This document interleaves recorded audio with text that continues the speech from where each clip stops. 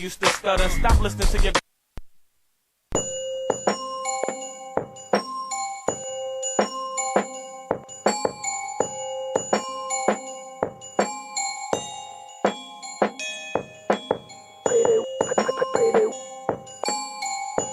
Payday is here and the check is in the mail. Payday, what you guys doing?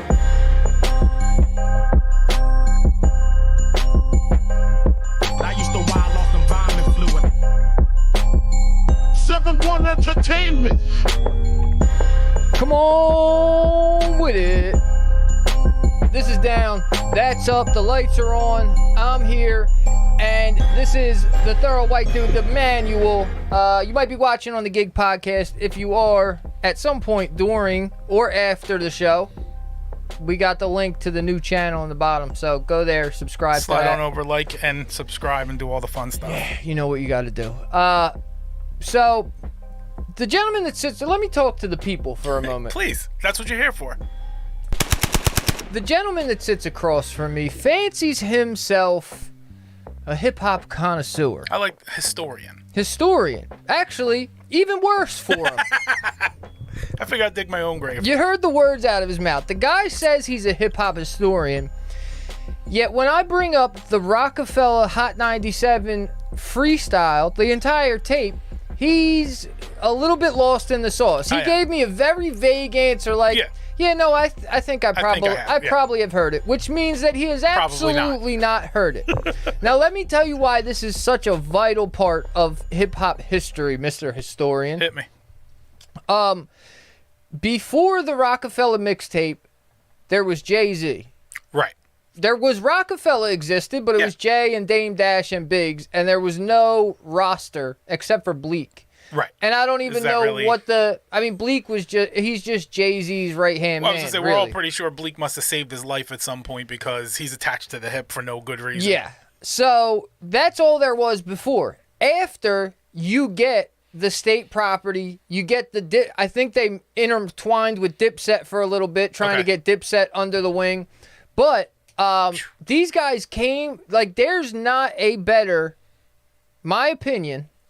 Popular opinion, there's not a better radio freestyle out there than what those guys did for an hour on Hot 97 that night. Just straight. And everybody, like, they were better than their skill set that night. Okay. Now, Siegel, obviously great. Free, still great. But Free, I would even say maybe was a little bit better than his skill set. Like, he never really, in my mind, lived up to the things that he did on that freestyle tape. Okay. Young Chris, same thing. Young Chris, it's so hard to say because you think, I'm like, Young Chris was had the hottest bars. He was 16 years old and he tore it down. Right. But then I think about the Oskino bars and I'm like, I don't know. Maybe Oskino was like the illest. Maybe he did it. And then there was Siegel who shut it down. Free had iconic freestyles. And then there was H Moneybags. Which, as I could tell by your laughter, you have no idea who H Moneybags is. I don't, but your face tells me a story. And that's because H Moneybags failed his biggest shot that he ever got. He came up to that station and had the shot because the only two New York... Jay didn't freestyle at all. Right. The only two cats from New York, it was all Philly Bulls. It was... Neef Buck didn't make it up there. He was out in the streets, Chris said. Okay. He didn't believe that this was going to be like a thing that made any sense. He was 16 years old and in North Philly out in Nicetown wilding. I get it. He was like, no, I'm going to keep wilding out here. I'll see you guys when you get home. Right. But Oskino Vasquez, Emilio Sparks, the Young Guns, which was only Chris at the time, Siegel, Free, were all from Philly. And then there was Bleak and H Moneybags, who were on their home turf. Right. Representing for New York. They had all of New York listening to him this night. Yeah. And Bleak did what Bleak does. He's a journeyman MC. He said words on snares. Yeah, he's a journeyman MC. Right. He did okay. He's actually, I think, he's one of the guys who underperformed his skill set that night. I don't think he has that much of a skill set, so that's really saying something terrible that about him. first Memph Bleak album was kind of fire. It's all right. It's all right. I'm not going to tell you he's trash. I'm not going to tell you he should have never had a career, but his career is way overstated for his talent level. I think if he continued, so he had Is That Your Chick, right? And that was like his biggest hit. Right. But if he had continued on the same path that he had with the first album, the Coming of Age, I don't remember what the first album's called. Right. It might just be called Memph Bleak. With Memph Bleak Is and My Hood to Your Hood with Siegel and all these joints on there. If he continued on that path, he would have had a solid kind of CNN type career, I feel like. A little bit different than he's a little bit different than CNN, but if he kept with it, he would kind of have followed that same trajectory, and he'd be hosting a show right now called Reefer Champions or Reefer Winners. Well, I'm going to go back and listen to him again because my memory of Bleak is he's there. He doesn't really ruin anything I've ever heard him on, but also I've never heard him elevate something. It's more about the feel of the album. Okay. Craftsman-wise, as far as the MC, we're not listening to Journalist on the first Bleak album where you're wowed by his craftsmanship. Right. But he makes a good song, solid hook, good beat selection. It's a classic. The first Bleak album is definitely a classic. Do I rank it in the top 25 albums ever? Probably not. But that doesn't mean it's not a classic. No. Psilocybin Riding, Aid in the building. What's up, G? Aid, I don't know if you've been checking in on the past few weeks, but I think now that I've bought a KLX, BMX might be done for, dude. DOA. I am strung out on bike riding. I want to get back to... So H Moneybags had a shot. Okay. And he failed miserably. Stuttered over bars. Okay. He showed up.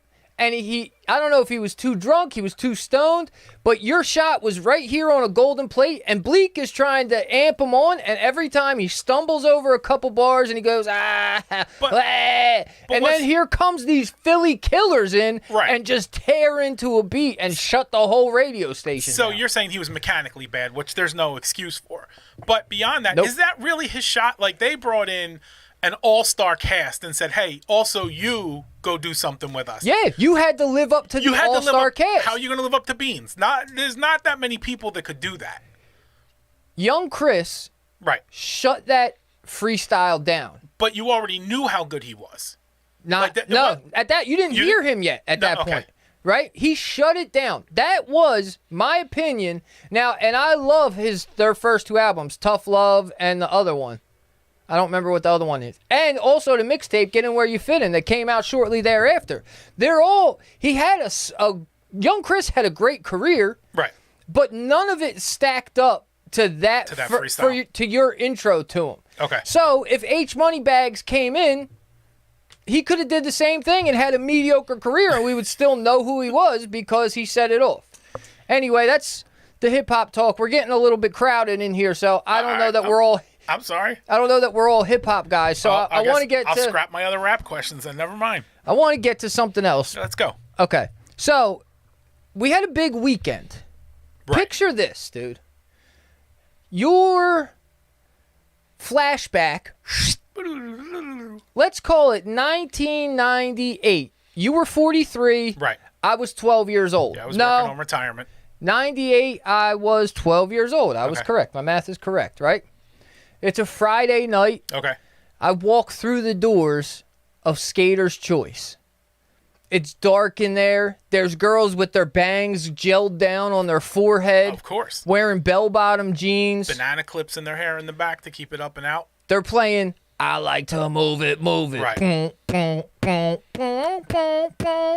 Stuff like that. Sure. Maybe they play a joint for the girls. They go with Aqua, Barbie Girl. Oh, okay. I'm a Barbie girl. Remember that one? I do.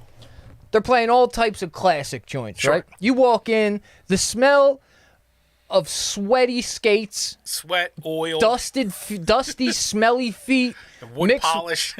with terrible pizza and soggy fries hits your nose, swirls into an aroma that tickles your nasal passages. It's a very particular scent. Yeah, for sure.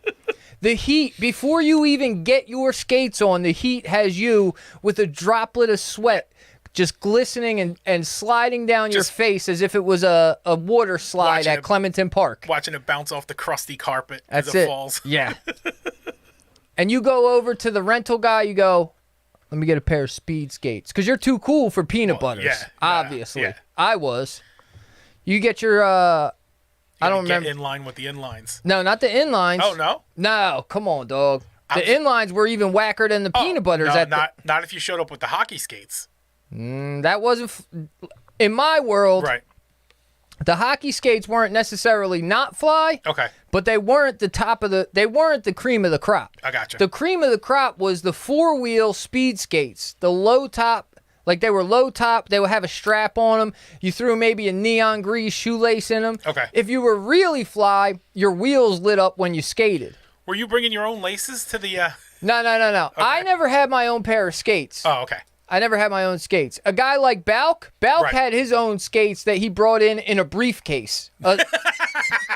He had like a briefcase with, before LED lights were even a thing, there was LED lights around the interior of the briefcase, and he opened it up, the light shined out. It's like the case from Pulp Fiction. Cousin Balk was, without a doubt, the king of the roller rink. Okay.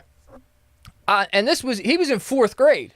Yeah, but he knew what he was doing. Cousin Balk was in 4th grade, king of the roller rink. I was a 5th grader at the time, and I had no choice but to bow to his kingdom. Right. You know?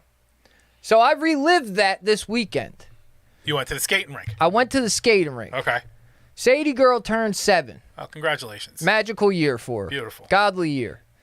So she wants to have a skating rink party. Okay. Now there's only 2 skating rinks left. Yeah, I was gonna Skater's choice is null and void. The township, Washington Township, came in and shut it down for offensive smell violations in Which there. makes perfect sense. They said, we can't do it anymore. So- You just got to go. What do you got, like Deptford and Glassboro? Deptford's gone. They Oh, okay. came in, and the FDA came in and shut them down for malpractice at their snack bar. The mold was grown mold? Yeah. What's the other one that Isn't there one in Glassboro? If there was one in Glassboro, It's probably gone, it too. got shut down by OSHA for safety violations. All the bearings were rusted out on the rental skates. It was a whole big tetanus parade. There used to be one in Sicklerville, Cross Keys Skating Rink. Right. It got shut down because the ventilation was bad. And there was one in Echelon that's gone, too. Yeah, that one, I don't know what They happened made there. it in Panera, so really they didn't change much. Yeah. It probably smell Same. very similar. Yeah, just more cinnamon. So, there's only Franklinville and Cherry Hill. Oh, right, Cherry Hill. Now, Cherry Hill, we decided to go with Franklinville because her girlfriend had her party there. Okay. We already knew that it was stinky. Right. Like, we knew, okay, we know what kind of smell to expect here when we walk in. We understand. God knows, if we threw the party at Cherry Hill and we're walking in with virgin noses, it could be ugly. Could throw you off. Yeah, could be really ugly. So we go down there. And I had thought for a moment, maybe I should buy a pair of the, like, throwback speed skates, 4-wheel speed skates, so I could really shut it down. Okay. I didn't do that because I am so preoccupied with the rest of my life now that it just skipped past me, right? Right. So we get there, and the same flashback of a Friday night at the roller rink in 1998 Smacks hit you me. right in the face. They're playing I Like to Move It, Move It. Followed by I'm Planet a Barbie Rock. Oh. girl. It smells like crusty toenails. Mm-hmm. The overall ambiance is actually that of, like, I felt like what a skating rink is, if you take a microscope and take somebody who's got a molded fungus toenail, Sure. look at it under a microscope, You see a it's skate. kind of the same ambiance as a skating rink. So we get there, all the regular cast of characters is there. Uncle E, Uncle Smoke Dog's there. The angry CO showed up, Oh, good. you know. Complain about something? Yeah, you know it.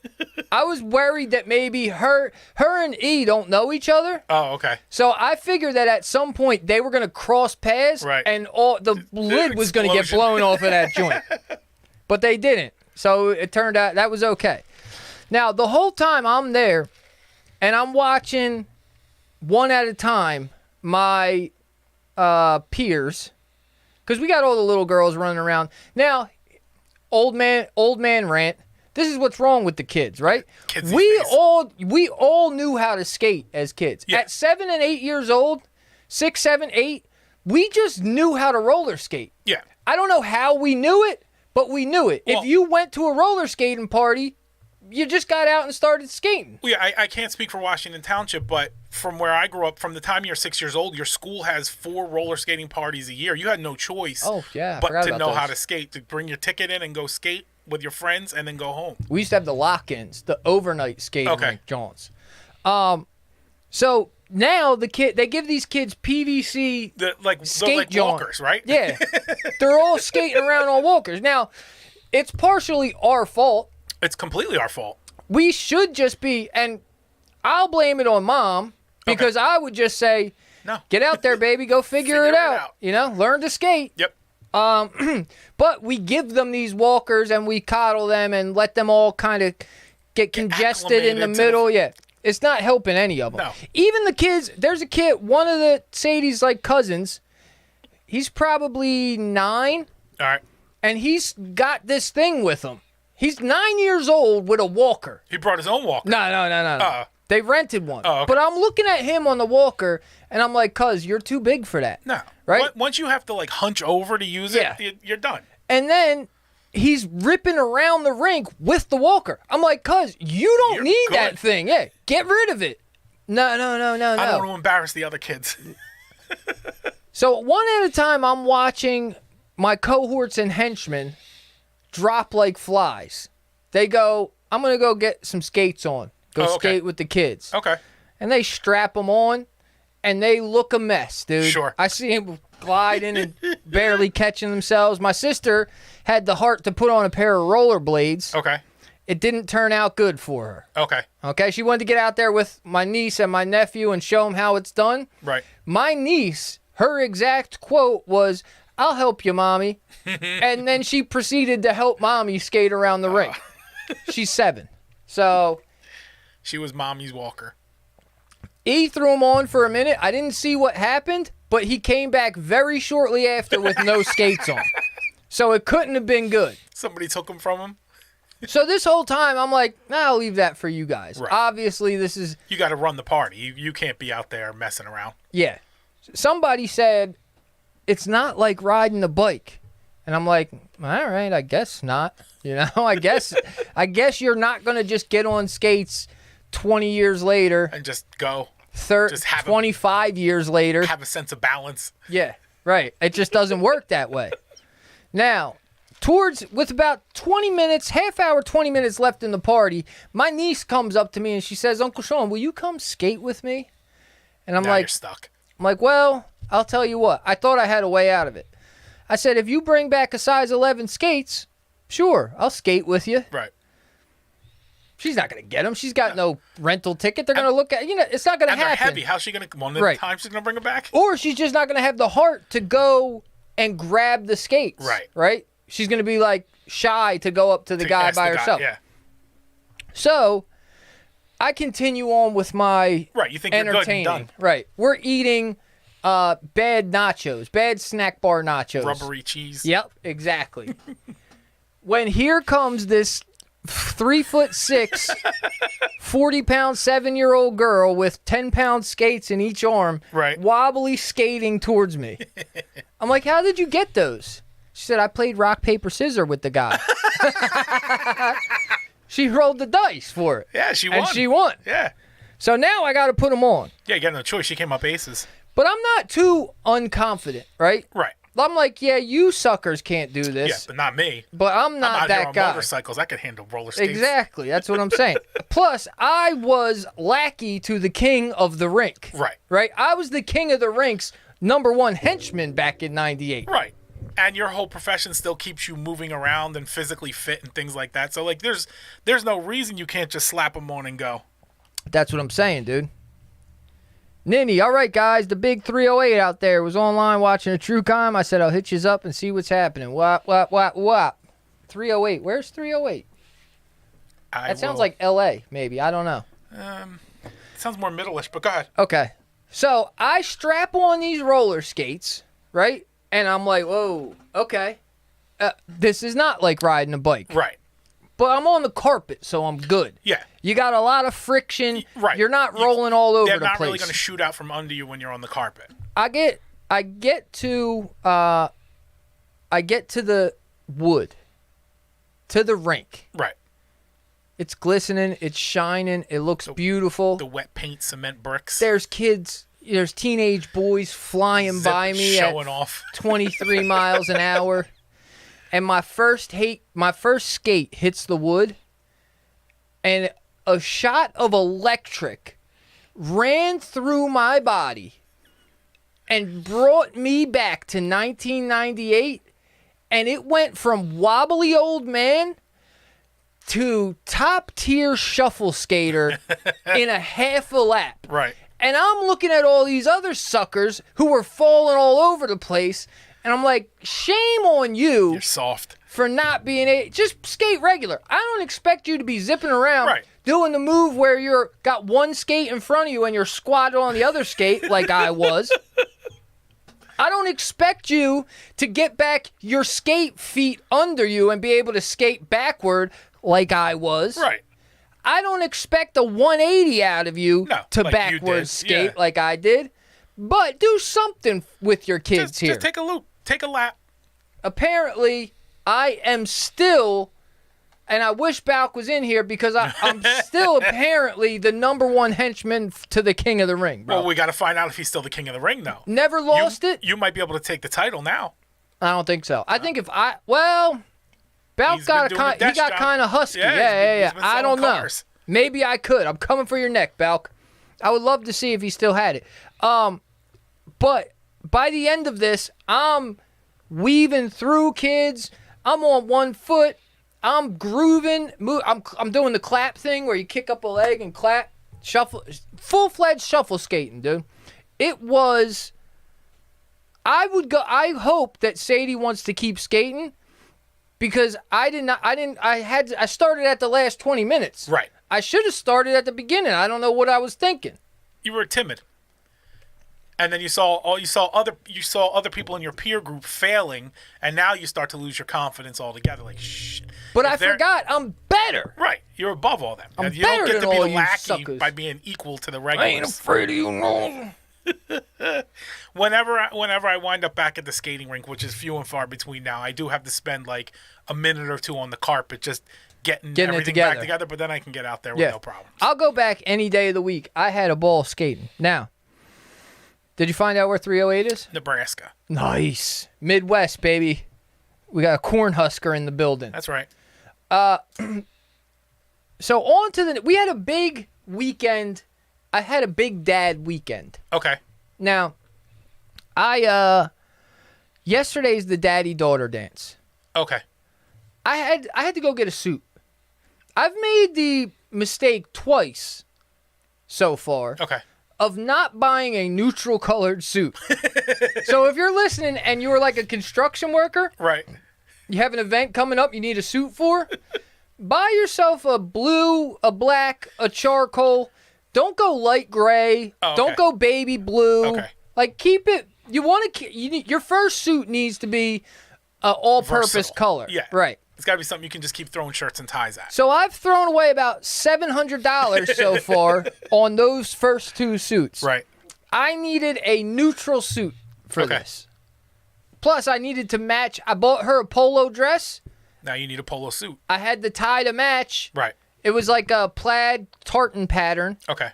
And so, 308 subscribers still. Got him. You see that? Yep. So, Ninny's not from Nebraska. That's all right. Shouts out to wherever you are, Nit. So I go to get a plain colored suit so I can match her dress. Okay. Because that's going to be fly. Right. I go to Men's Warehouse. Run-of-the-mill suit joint. You know what I'm saying? I'm like, all right, I'm going to drop $400. Oh, okay. Get a decent suit. It's going to be my suit. I walk in, and there's a strong-willed sister from Sicklerville working the warehouse. Went to Deptford. Yeah, a light-skinned, a white sister, if you will. You know it's going to be controversial. They're blocking you guys. Yeah, I mean, they're not helping us, that's for sure. So I'm telling her I'm like, yo, I need a suit. It's daddy-daughter dance. I don't really buy suits. I do, and I never am comfortable doing it. Yeah. She's like, all right, we're going to get you a blue suit. We're going to do this. We're going to do that. So I start trying stuff on. As I'm trying it on, I look at the tag. The pants are $1 and some change. Okay. I put the jacket on. It's like $2. I'm right. like, So you're all in right, budget. cool. I'll buy a shirt. I'm under that 400 mark. Right. Now, you would think that a chiseled male specimen like me Such as yourself. would be the kind of physique that suits are made for. That is not the case. No. Yeah. No. Suits these days are made for like paper clips with heads. Yeah. So, while I like the slim fit, I'm all about the slim fit. Yeah, because you want to show off your hard work, which I understand, but you're not built as a slim fit person. Like slim, when they say slim fit, they really mean just like you haven't eaten in a couple months. Well, I'm built slim fit. Here's the problem. And I don't say this to brag, but let's go. I'm just keeping it funky with you.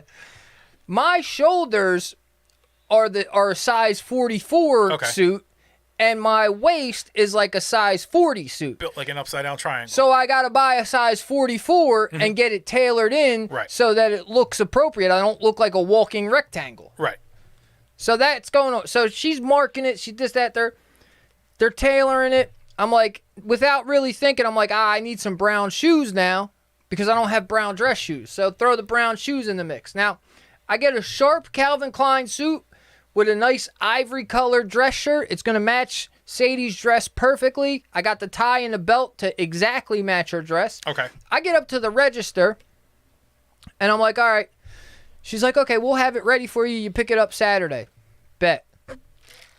She's ringing. $763. And now I'm here. Right. And you put a girl in front of me. No matter how cute or not cute she is, you put a broad who is my age or younger in front of me, and my ego has to take over and Your go. attitude changes. I'm like, oh, 7 cents. Yeah, no problem. That's what I was expecting. So now I got to shuffle and pull out the credit card. That little? I got to shuffle around and pull out the credit card like shit. Now, so I pay for it, and the Jedi's with me to help me pick it out. The Jedi goes, you weren't expecting that, huh? I'm like, nah, but what was I going to do? They already got it tailored in the back. Come on, it's ridiculous. I can't do it. So now I got to work a couple of extra jobs this summer to pay that back, but I'll get to it, you know? So we get dressed up. Go ahead. What do you got? Go ahead. You're good. So we get dressed up yesterday, and I'm trying to get Uber Black. Uber Black SUV. Right. Because the place is 3 miles away. Yeah. So it can't be, maybe it's $40 instead of 14. Right. But for a It'll be dance, classy. it's worth it. 100%. So I hit it, about a half hour before we're ready to go. I send for the Uber Black. We're taking pictures. The baby's giggling. It's a real beautiful family moment. Right. And it says it'll be there in 14 minutes. Okay. 5:14, 45 minutes later, a black truck shows up to pick us up. Okay. So now we're late for the dance. But I'm thinking like, this is no big deal. We show up in a luxury SUV 15 minutes ask any late. questions. Let them see us. Jumping out in Let matching them see suits and dresses. Let them see her Yeah, pop out, that's right? Nobody's at the door because we're late. Yeah. So nobody saw us. But she thought it was the coolest thing in the world that she got like a limo truck to take her to her prom or her daddy-daughter dance. So we get there. Now, I'm appalled. You're also Paul. I am. But I am a Paul. Right. You are a Paul. I am. I'm one of many. I am appalled. Right. At the amount of fathers and father figures who let their daughters dance by themselves all night without stepping on the dance floor. Okay. It's a wonderful scene, right? Because it's all these little girls. It's her whole school, kindergarten to 8th grade. Right. And all these little girls are with their friends, and they're all, to start, the food was terrible, but whatever. Yeah. They didn't know that. They're kids. Right. It was a entry-level country club. But they didn't know that. They're kids. They thought they might as well have been in the Hammerstein Ballroom. It wasn't at the school gym? Where was it? No, Valley Brook. Oh, okay. All right. And Valley Brook's That's not right. bad. No. I got you. All right. To them, Yeah. it's the Taj Mahal. Right. To me, I'm like, okay, it's, here we are. And it starts out, and all these little girls are with their friends on the dance floor, and all the dads are kind of sitting at tables talking. Very boys over here, girls over here vibe, even at the daddy-daughter dance, right? And we happen to be sitting next to Sadie's best friend, so I know her dad. So we're good. Like, all right, cool. We're here together. We're kicking it. Right. All the dads, because this is a Catholic school affair, there's no alcohol being served. Right. Luckily, there's a bar, next to the ballroom. Plus it's March Madness. Was it? Yeah. Yeah. So all the dads are, you see them all sneak off. Right. And then come back through the other door. Right. With 2 drinks in their hand with little straws poking out of them. They're all drinking sodas with little straws poking out of them. Yeah. Nobody's trying for beer. Everybody's drinking hard liquor because they're trying to keep it hidden from sister. It's a seltzer. What are you going to do? Which to me, right, if you're 30-something, 40 years old, right, and you're trying to hide the fact that you're having a drink from a nun, get your shit together, dude. You fucking Fruit Loop. The conversation happened right in front of me where he's like, yeah, sister almost caught me. I've redirected the conversation real quick. And I'm like, yeah, come on, dude. You're a successful business owner. You pulled up in a 6 Series Benz, and you're trying to hide having a drink from your daughter's principal? Get it together, Bo. I mean, don't get sloshed. No, don't get sloshed one way or the other. Drink like a gentleman. But you know they don't want the alcohol in there, right? I mean, we have to at least have that as the starting point. Is like when the nuns picked out Valley Brook, part of the plan wasn't, and then we can go to the bar and get some booze in the middle of this kids' dance.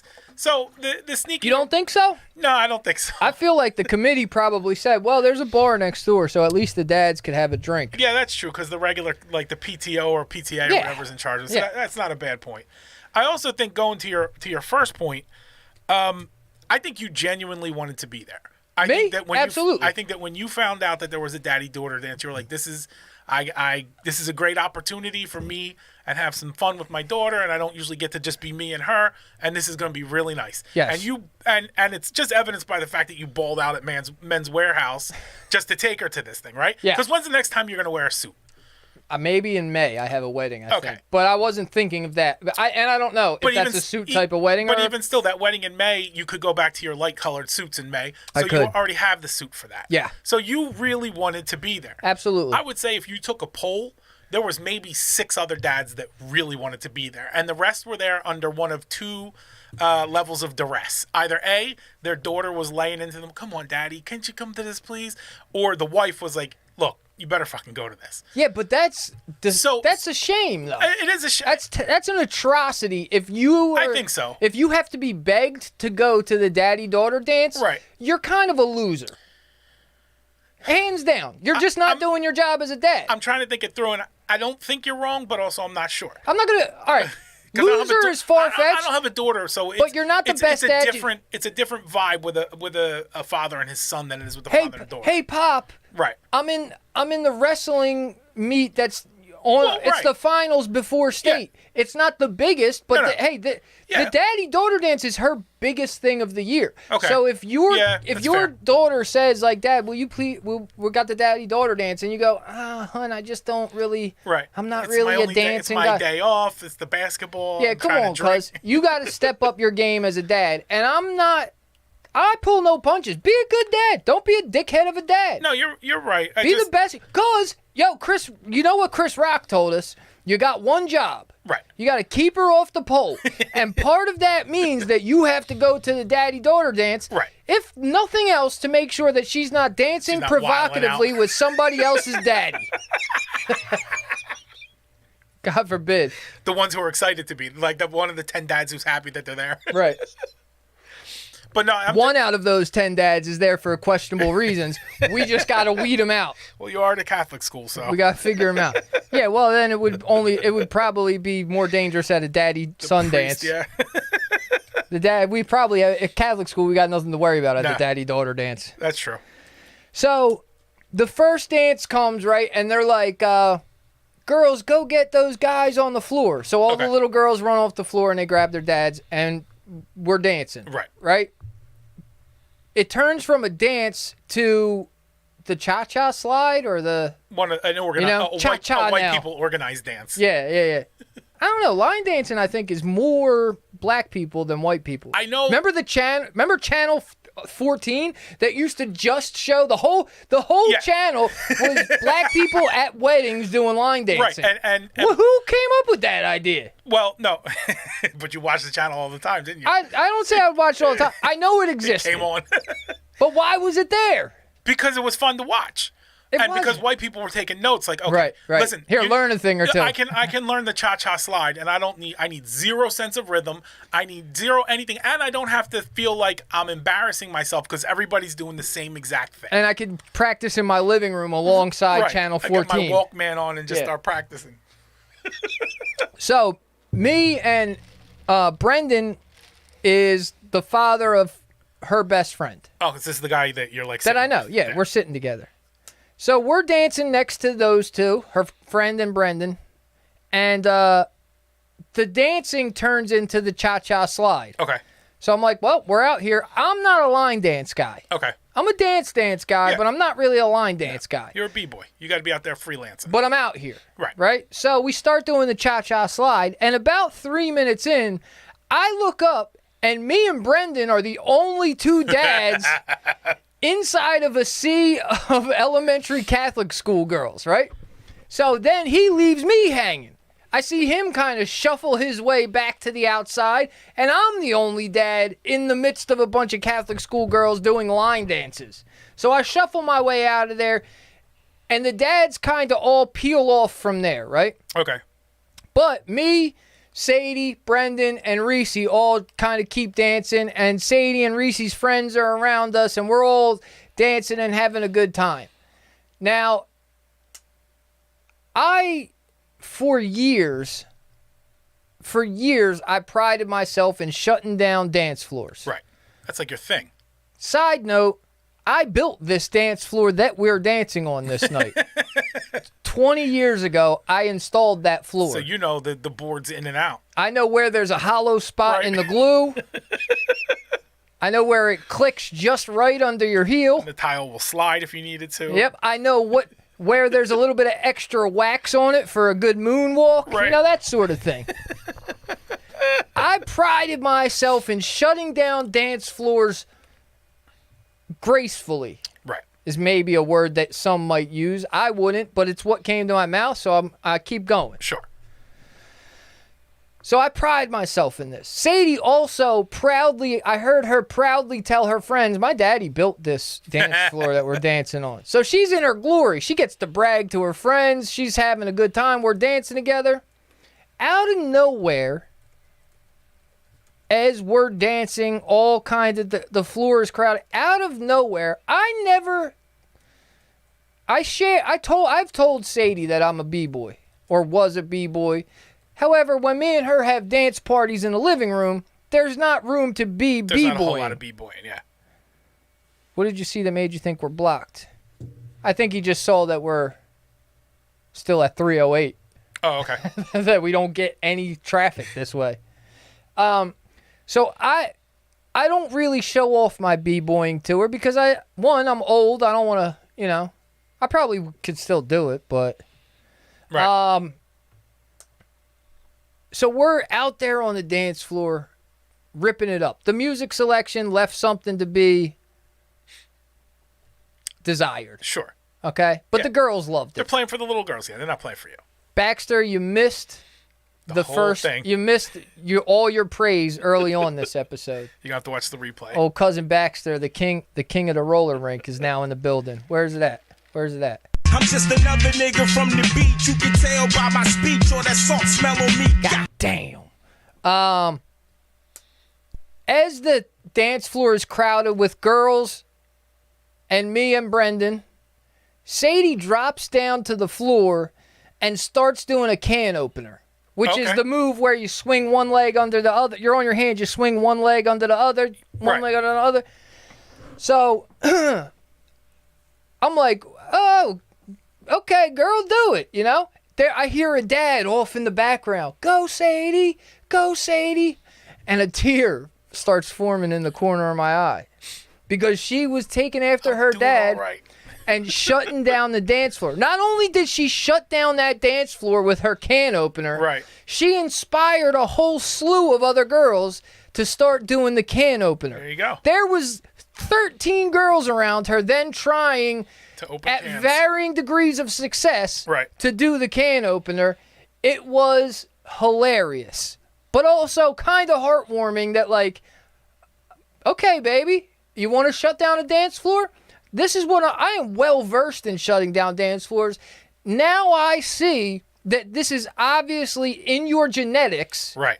I have to push you and coach you a little more. You really are my daughter. I told her driving to school the next day, I said, look, by next year, Right. I'm going to give you some moves, some breakdance moves that they're not going to be able to copy They're and not do. ready for that. You're going to shut the whole thing down. It's Right. going to be wild. So that was it. But after that original dance and line dance, all the dads are sitting at tables talking to each other. Yep. And I'm thinking, like, this is, like, okay, I get it. You want to chat with the boys a little bit. You have a little, this is a social situation. You have Sure. a little bit of conversation.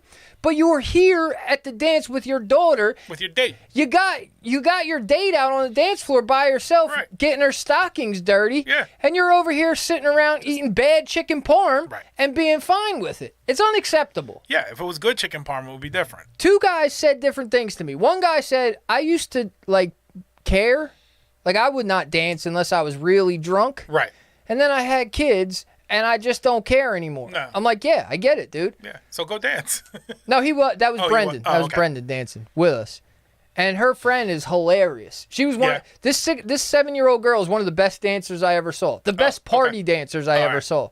She had moves that were like just hilarious. She was on beat and tight with her moves, Right. but they were like just hilarious to see a 7-year-old girl do them. Each limb moving in a different direction. And he's like, I'm talking to him. He's like, dude, you got to, at a wedding, she shuts it down. I'm like, I believe it. I see it right here. It's Right. friggin' hilarious. Dance with your daughters because your only job is to keep them from dancing on a pole. Dance with your daughters because they asked you to be there with them. Right? It's not like you guys were at a wedding and it was a family wedding and everybody happened to be there. They specifically asked you, please come to this dance with me to dance with me. Yeah. So if you're not, you're absolutely right. You know, that like it's bad parenting and it's almost ignorance. Like I can't imagine another situation where you would take a person that asked you to go somewhere, put them where they want to be, and then just kind of walk away and just observe from afar. You know what I mean? Yeah. I mean, and this is just relationship building 101 with your daughter. Right. Me and Sadie have been working on relationship building unknowingly for 7 years. Unknowingly. Yeah. You know, I don't consciously go, we're dancing in the living room because later on in life, she's going to remember No. that.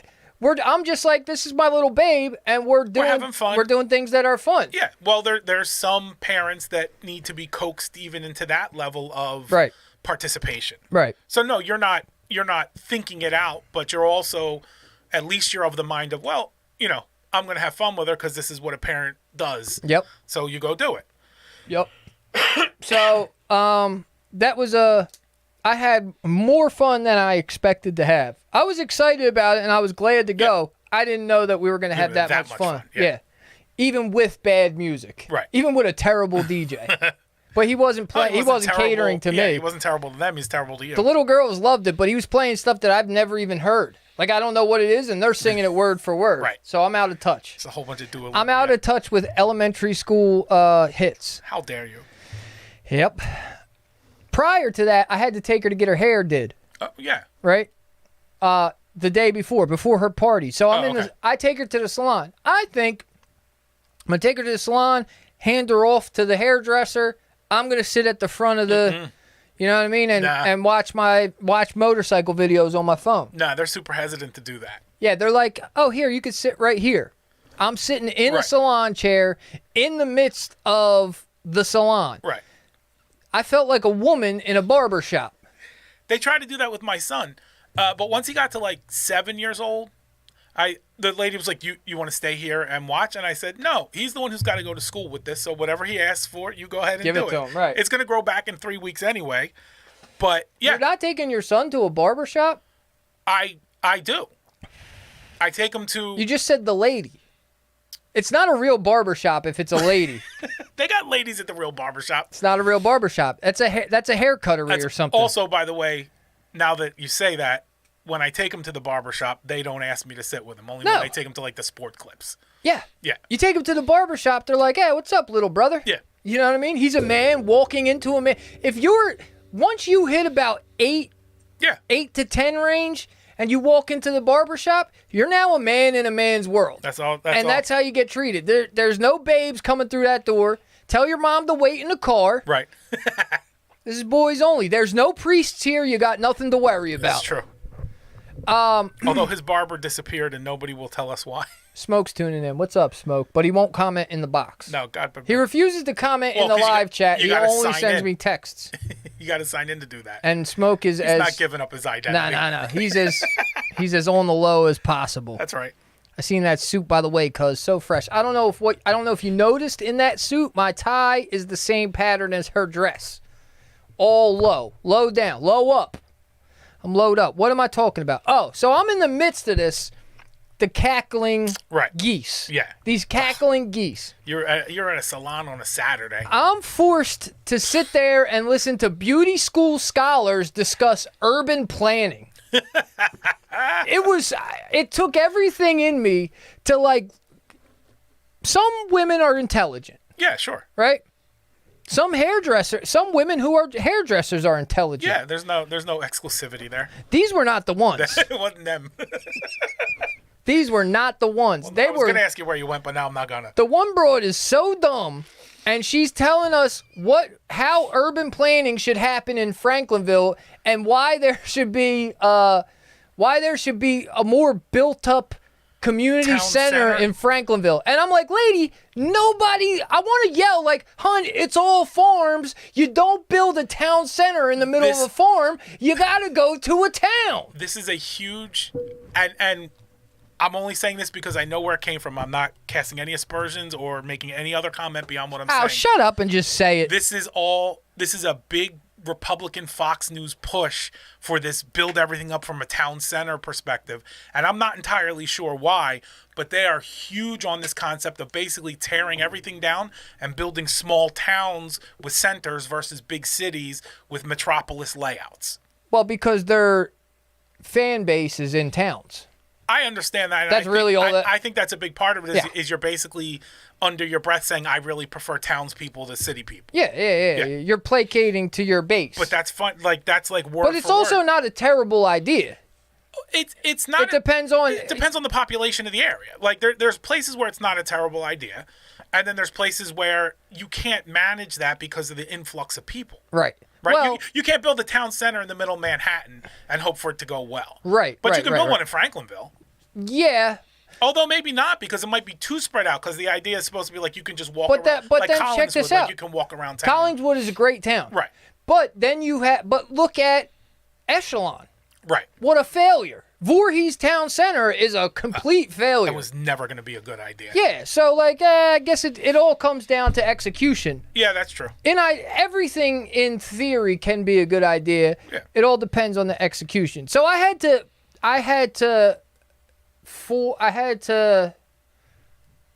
Just tune it all out. No, I had to deal with it. I'm looking for like a good word for I had to deal Cope. with this. You had to cope. Yeah, I had to cope. I had to take everything in me to not get into this conversation and be like, hon, just stick to the highlights and the shampoo. Cut her Jesus. bangs. Leave the town plan. Put a curl in the back of her hair and get me out of here. I don't have time for your chatter. You're not going to plan a town. You're not going to produce music. Just cut the hair. I do enough nonsensical chatter on my own That's on right. Monday nights. I don't need to hear yours on a Saturday morning, lady. Call in and we can talk about it. Let's eliminate the penny. Why we still have a penny? It's been talked about for a long time, and I think it would be very simple to eliminate it, and I'm not sure why we still have that. Yeah, just put it all. Let's make 5 nickels out of everything. If I'm not mistaken, I think that it costs us more than a cent to mint the penny. So at that point, what are we even doing?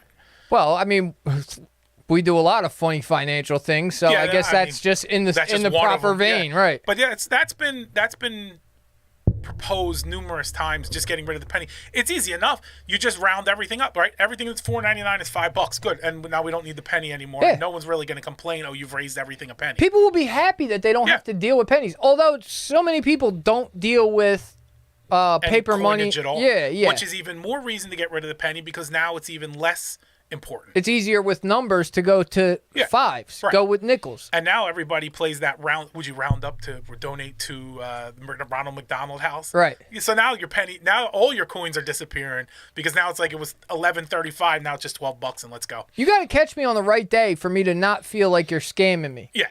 Because you're getting me, and you're Guilt me. asking me, Guilt tripping you. Hey, you just spent $183 at Old Navy. How about an extra 20 cents for the and kids like who are starving? like I'm a dickhead if I want my 7 cents. I don't Right. need the 7 No, cents. but it's your 7 cents. But it's my 7 cents, and you're asking me in front of the people behind me, so now I have to give you my 7 cents. I think you're scamming me, and I think it needs to be outlawed. So I'm with you. Let's talk to Kamala about it and get this put into Get it taken action. care of. So speaking of starving people, Yeah. So on Thursday night, Starving people will work great into our next topic. Carry on. I think it was Thursday night. I texted you about Wawa. Yeah. So I went to the Wawa in Cherry Hill around the corner from me, and this dude, pretty young dude. He looked like he might have been 30, and he had like a decent enough outfit on, but he looked like he'd been in that outfit for quite some time. Yeah. So me and Alessandro are walking to the door, and he pulls the door open. He goes, "Good evening, gentlemen. Go ahead in." And we walk in, and I stop, and I'm like, "Go back out there and ask him if he's hungry." Right. And he's like, "Okay." So Alessandro goes back out, and he's like, "Do you want anything?" The guy comes booking in, right? He's like, "Are you sure?" I'm like, "Yeah, go order yourself a sandwich. Whatever you want, I it's gotcha. fine." Yeah. And the guy's being like super timid. Is it okay if I add onions to it? I'm Yeah, like, yeah, "Look, look, Whatever you that's want, your cuz. sandwich. Yeah. You punch it up. I'll go pay for it. No questions asked." And he's like, "Oh, I really appreciate it." I'm like, "Don't even worry about Then it." he asked you for a rain. He did. So he's standing there punching in his sandwich, and I'm like, "What do you drink?" He's like, "You don't need to get me a drink. You already get me this." I was like, "Look," I was like, "You're not going to sit there and You eat can't have a sandwich sandwich without a drink, man. He's like, "I really like rain energy drinks." I'm like, "You gotta be fucking kidding me." Did he have kind of a bowl cut? No, he had more Dirty blondish? Yes. Okay. But it was more of like the punk sort of mohawk, but you still have all the rest of your hair, like All kind right. of just pushed and fluffy. I could be wrong about the haircut. Dirty mustache? No. Ah. Clean-ish shaven. Nah, different guy, but I guess It's there's a thing- whole crew. It's a thing on the underground. There's a whole crew of guys strung out on reins. They've thrown their whole life away for energy drinks. It's an epidemic, dog. You got chicken cutlet and rain. I'm like, I cannot. Of all the things in this store, he asked for the rain. Yep. Unbelievable. We got to get into the schools sooner and start teaching about the dangers of energy drink Seriously. addiction because It's- obviously it's getting to be, It's getting to be an epidemic. for sure is. We can't have no more homeless energy drinkers. No. Okay. We got 7 minutes left. Let me tell you about a thing that I do yearly. If you're a longtime fan of the gig, all 308 of you, then you know I am a man who fasts once a year in correspondence with Ramadan. Right. I don't claim Muslim, but I don't claim that I'm not. I don't claim Christian or Catholic or Buddhist, but I also don't claim that I'm not. Right. I'm a little bit of everything. And at some point, a few years back, the idea came to me to fast in conjunction with the Islamic community on the month of Ramadan. Okay. And so I did that. This was maybe 5-6 years ago. And it was quite an enlightening experience. Okay. I don't know why I was doing it in the first place. Like, I don't know what the thing was that triggered you into doing it that all? triggered me to do it. But the thought came into my head, and like I usually do, I ran with it to the fullest extent that Right. I was able to. Right. And so I made it about 2 weeks that first year that I fasted for Ramadan before I gave in and was like, I can't do it. Right. And I've done it subsequently every year after. And I look at it like this. Because, we have a list of scientific benefits of fasting. I know this is not super funny, but stick with me, guys, because I tout the benefits of this aside from the religious association. Right. So, scientifically, promotes blood sugar control by reducing insulin resistance, meaning that it's good for your blood. Yes. Right? And your blood sugar. Yeah.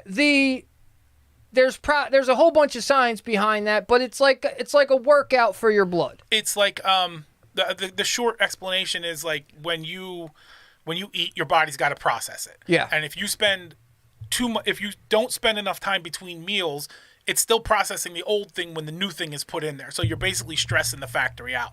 So the intermittent fasting is giving your whole body this gap of time to just process everything you've put in there and start you clean again when you start eating again. Yeah. AB the God, the OG, who I haven't seen him, I don't know if he's here or not, is a man who hates inflammation. Okay. He's an inflammation warrior. Right. Fasting helps fight inflammation. Enhances heart health by improving blood pressure. Boosts brain function. And prevents neurodegenerative disorders, which means later on in life, when your brain starts shutting down and heading towards Alzheimer's, you do a couple years worth of fasting, maybe you fight that off a little bit. Right. Aids weight loss. Of course, you're eating less. This is for the gym guys. Increases growth hormone secretion. Okay. So, I don't know how. I know that at the end of fasting, I'm more shredded and pumped than at the beginning. I guess that is associated with the growth hormone secretion. I'm sure that's part of it, and I'm sure also the calorie reduction that you're going through is part of it as well. That's part of the shredding, yeah, for sure. These last two are, I wouldn't call them science because it could extend longevity and may aid in cancer prevention. So you have these scientific benefits. And that's all well and good, but that wasn't that's not the first thing that comes to my mind when I think about my path of fasting, right? Right. You go the first week, because the idea is sun up to sundown, you don't eat anything, you don't drink anything.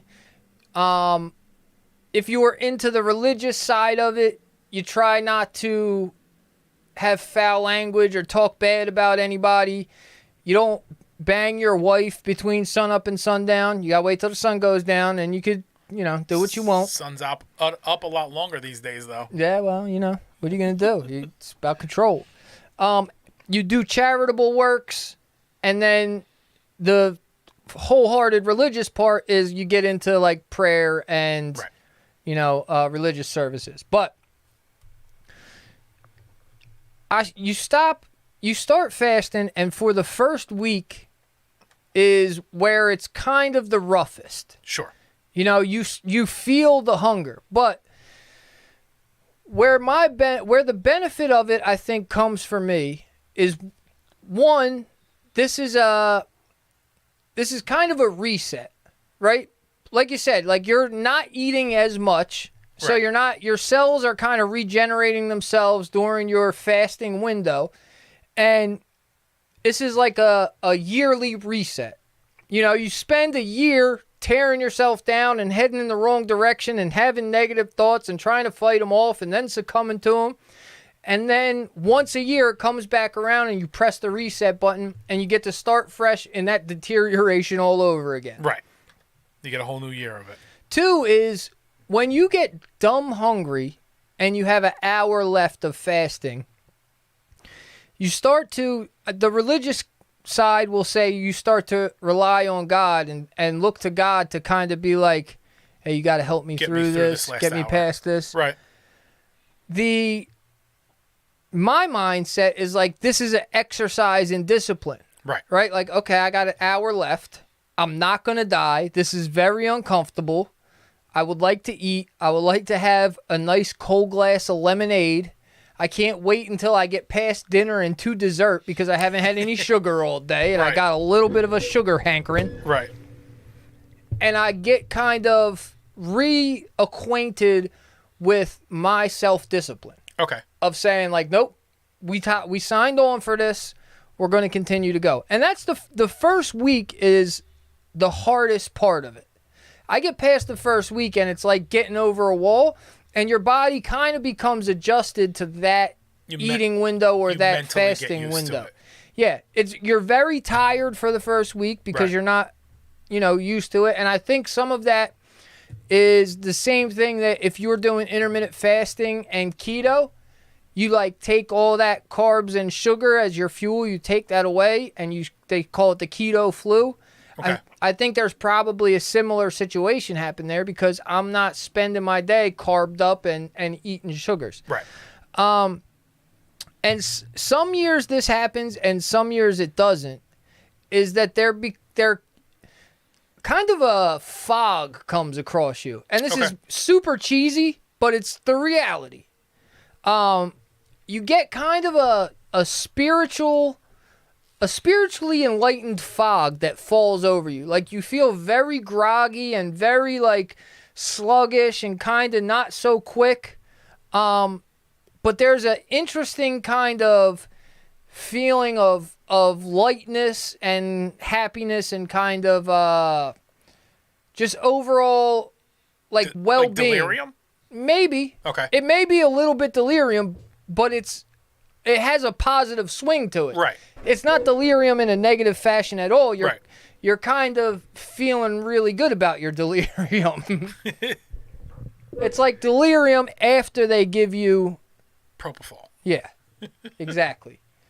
So I've never spent a year fasting where I felt like it was null and void. Okay.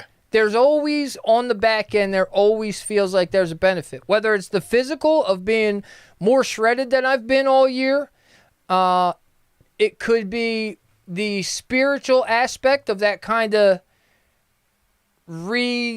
reacquainting yourself with the charitable side of life. It could be the health benefits that you don't see. It could be that you wound up saving a couple $100 because you didn't hit Wawa for breakfast and lunch every day at work. Right. It's hard. I won't tell you that it's like a easy hurdle to hop over. Maybe some guys it'll be easy for. I've never found it particularly easy, but I've always found it particularly worthwhile.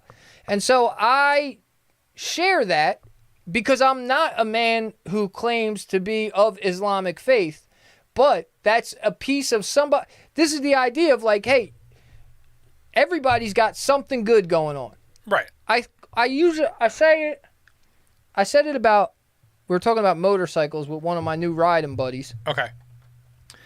and he was talking about somebody else saying, the dude's trying too hard to be cool. Like, you're already cool, dude. You got cool stuff. You're doing cool things. You already got the cool bike. Every bike is cool. I'm Right. like, you're right, dude. Every bike is cool. It's like every bike has something cool about it. Yeah. Maybe one bike is not as cool as the other one, but the wheels on this one look super dope. Or Right. the contours of the gas tank are sick. It's like women. Every woman has something going on for them. Right. Some of them might be a 2, but they got great nails. Yeah. And that is my thought in general of the world, but in this fashion, like different religious communities or communities of whatever types of people that you're quick to maybe go, that's them over there and they do those things and that's fine, without trying those things that they do to see if they have benefit to your life. And so fasting, I think fasting can have benefit on everybody's life should they give it the old college try. The same way as I think 5% knowledge could save the world if we could get it out to the people who need to hear it. Package it correctly. And you package it correctly so that it's palatable for the masses. Right. And it doesn't sound like religion. Right.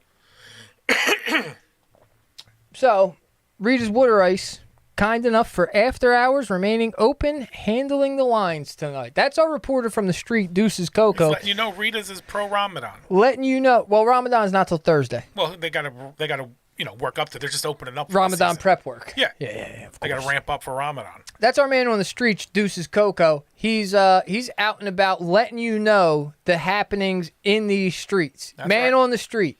Soon, when we get to the next level, when they give us more than 308, When we get to 315, because here's what they do: we get to 309, 310, They kick and then somebody out. 2-3 days later we're back to 308. right out the club.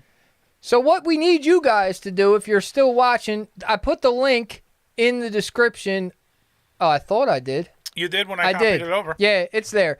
I got the link in the description for the new channel. Go over there and just subscribe. There was a little bit of movement there, but just subscribe and be ready so we can build that up to start kind of knocking them down over there. When we're wild popping, we're going to get a camera and a microphone to Deuces Coco in the street, and we're just going to drop in on him every so often. Yeah. Deuces, what's going on? And then there he is. He's like, I'm at the grand opening of Dunkin' Donuts on a White Horse Pike. Right. They got the all automated Dunkin' Donuts. Let's go inside and get a donut and see what happens. Two old white dudes just got in a fight over the last Boston cream. Here's the footage from earlier. Right. You know, that kind of shit. Yeah. Or whatever. No, that's perfect. That's That's what he's going to cover. He's just going to go Dunkin' Donuts to Dunkin' Donuts looking for fights. That's Maybe it, dude. even antagonizing him. Cousin Baxter, the other page is the Thorough White Dude page. We're going to shift ourselves over there full time because, like Nint said, it looks like they got us jerked in the algorithm. They don't give we get no love Right. algorithmically. So we're pushing it We got to break through. We're pushing it to the Thorough White Dude page, and hopefully it's building very, very, very, very slowly over there. But we're trying to get it rolling so that we can shift over there and maybe circumvent whatever's going on over here that's stopping us from reaching the tens of thousands that we should be reaching at this point. Right. Also, when we get wild popping and we're making like $1 million a year Okay. or more, Tim Dillon makes $250,000 a month on his Patreon. Less is fine for me. Nope. I want to get to the stars, but in the meantime, I'll get on the moon and hang out for a while. Listen, Bo, I'm stopping at nothing less Okay. than $1 million a year, at least. And when we get to that type of money, we're building our own roller rink in Virginia Beach, Virginia. Nice. And we're going to find out if Cousin Baxter is still the king of the roller the king rink. of these woods. A system of disinfectant. Never gonna smell anything in roller rinks. Anything that you just said was fully blocked out by that applause. That's okay. They didn't need to hear it. That's for me and you. We're gonna And patent that. so this is the Thorough White Dude channel, the manual. I added you on Instagram. What's the guy's Instagram? The guy is Payday Jones. His Instagram. Thank you, Nit. You guys can expect The Hat Man. the Hat I Man. like it. You can expect some motorcycle content coming soon on the other channel. You can expect us to be here next Monday. You can expect Payday to have on a different hat. Most likely. And you can expect me to continuously squawk into the mic, trying to make you guys laugh, tell you an entertaining story, and like this evening, maybe share a bit of knowledge that has helped me along my journey that we call life. If you're not dancing with your daughter, Payday's you're a here, loser. check is in the mail. And if you haven't heard the Hot 97 Rockefeller mixtape, Get on it. you can't call yourself a hip-hop historian. We'll see you next week, y'all.